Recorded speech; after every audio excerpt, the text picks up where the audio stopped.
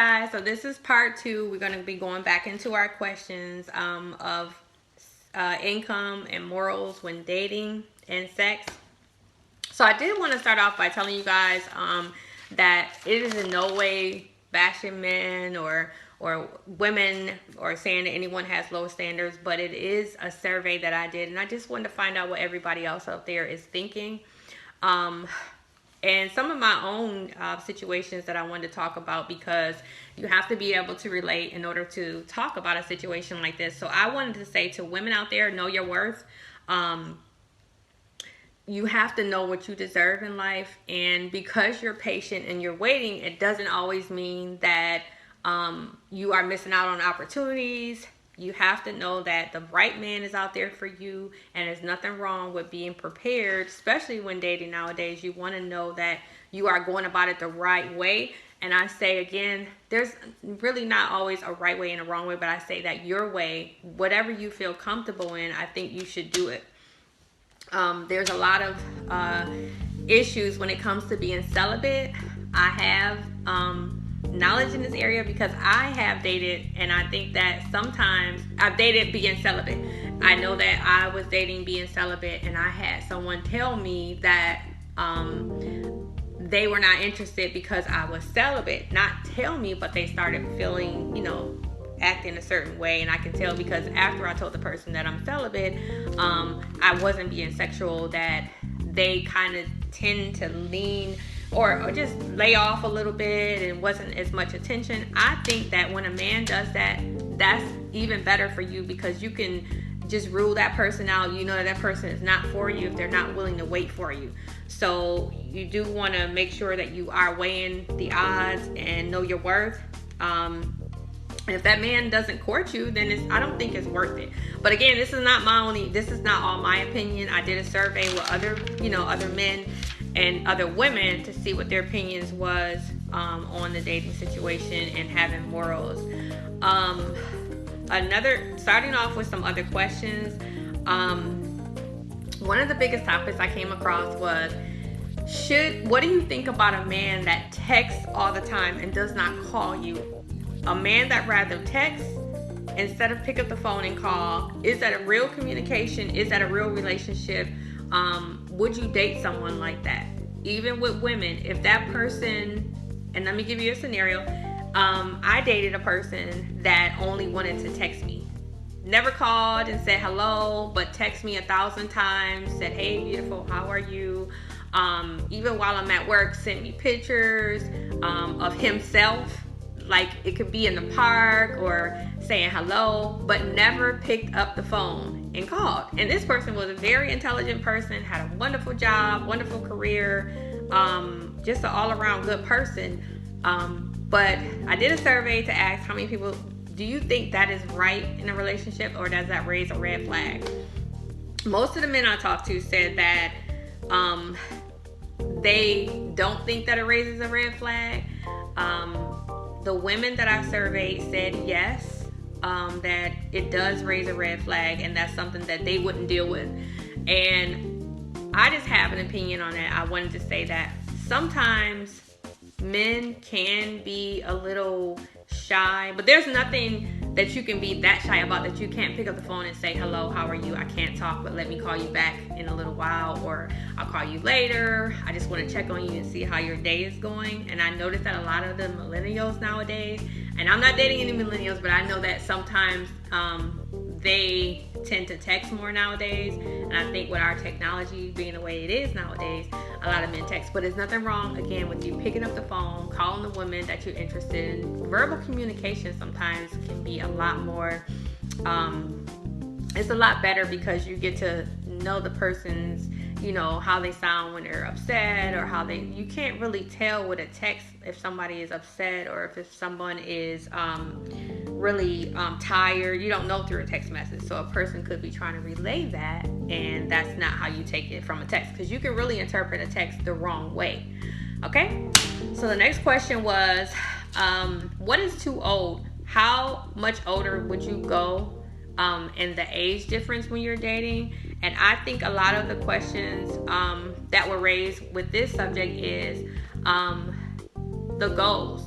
when you're dating an older person, and what my questions are and go towards the 40 and older group.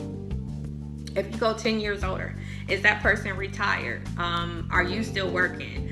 Is that person interested in the things that you still like to do? So a lot of the men said they would go 5 years older. That's it. A lot of women said they would go 10 years older.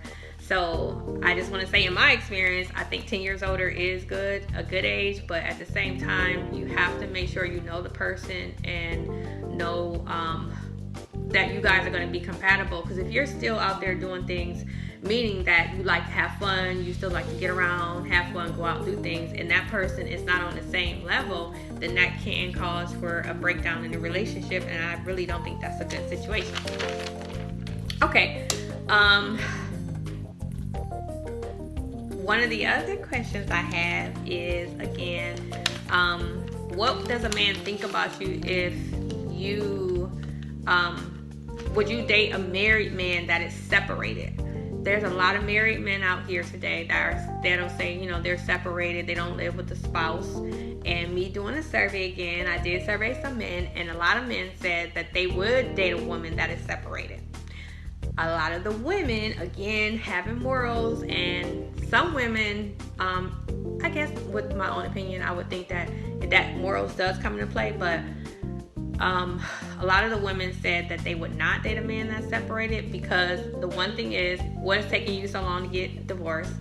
I think to find out how long the man has been separated. A lot of the women said, is that man still holding on to hope that they're going to get back together? So if it's been more than a year, it's going on 2 years, 3 years, and that person is still separated, what is holding up the divorce? And have you made a decision, or are you holding out for that person to come back to you? A lot of the time you see men that have been separated for years, and I think that giving them a chance. I've dated a man who was divorced, who was separated for 2 years, but he had his own house. She had her own house. It had been that way for 2 years, and they eventually got divorced. So I do say, weigh it against what your opinion is of the situation. If it's something where the person they're still living together, and you find it a lot down here in Atlanta, that they're still living together, but they're saying they're separated, don't do it. That's never a good situation. Never. Okay. The other thing is, should you discuss a man's credit on the first date? Would you women out there ask a man what is their credit score on the first date, or do you think that's crazy? I did see this on a Steve Harvey show, and it was said that you should ask a man what his credit score is. A lot of the men that I surveyed said, hell no. I mean, and that was something that they said, I write out, hell no, it's not your business. That's not something you should be in. A lot of the women said yes. And I would say that asking a man, it's all in the way you say it. You guys could be discussing your future and where you're going, what you're moving towards. And to me, I think it cuts to the chase. I had one man that said, yes, get right to it, get right down to it, no BS. Find out what the person is about, and see if that's where you want to go. Because sometimes you can get with someone and they can be talking the talk, but then when you guys get together, you say, oh, I didn't know about this, I didn't know about that. I think that on the first date, when you guys are talking, the date may be going really good, and you guys end up talking about what your goals are. I don't think that's an inappropriate question. So I think that's something that I think that's okay to ask a man on a first date. But again, you guys may think different than me, so that's why I did the survey, and I think 85% of the men said no, women say yes. So, and again, I get a lot of the questions that I have. I do watch Tony Gaskins a lot, and he does talk a lot about relationships, and to me, I think that's one of the questions I probably would ask him about. So, how do you feel about a man discussing sex on the first date? Is that appropriate or is that inappropriate? Again, I surveyed some men, and most of the men said it is appropriate if you guys were relaxed and talking about certain things, and then say like a movie came on and they were having sex, or you've seen something and it brought up the sexual question, then it's okay. But if it's just going off course, you guys are having a nice meal and the man just comes out of nowhere and starts saying, oh, well, how do you like, oh, do you like to have sex 3 times a week? And what is your sexual preference? I do think that's too much. I think that on the first date, sex should never be a part of the discussion, because that tells you if the man is like a thirst bucket and he's trying to basically, I mean, he's thirsty. Like, why would you talk about sex on the first date, especially if you don't know the woman and you're trying to get to know her? You don't want to run her off talking about sex, because that's something that should just, you know, that's to be saved for another time, not on the first date. How do you feel about dating a man that has less money? And how can I put this? I did a survey based on what women thought about dating a man that has a lot of money versus a man that has less money. How do you feel the personality is?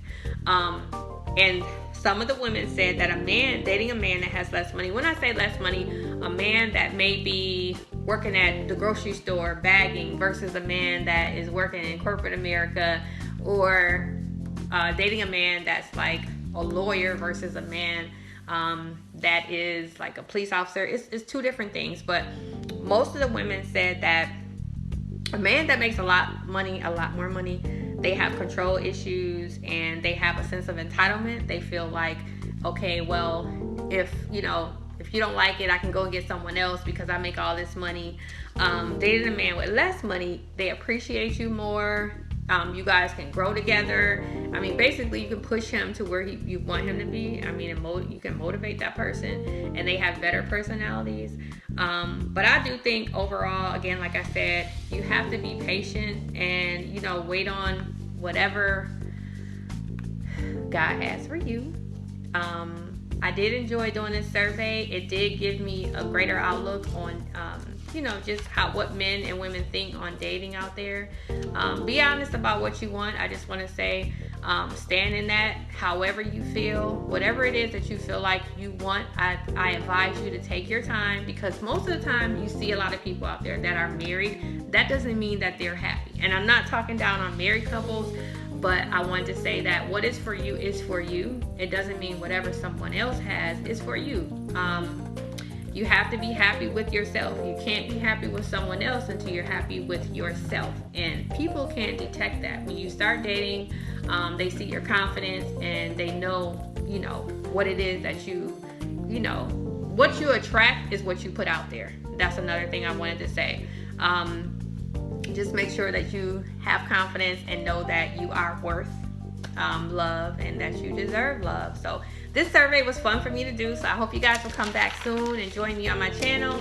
I just wanted to say that I hope everybody out there is being safe, and I hope you guys are being protected against the coronavirus, and have a blessed and wonderful day. Don't forget to comment below and like and subscribe to my channel. Have a great day.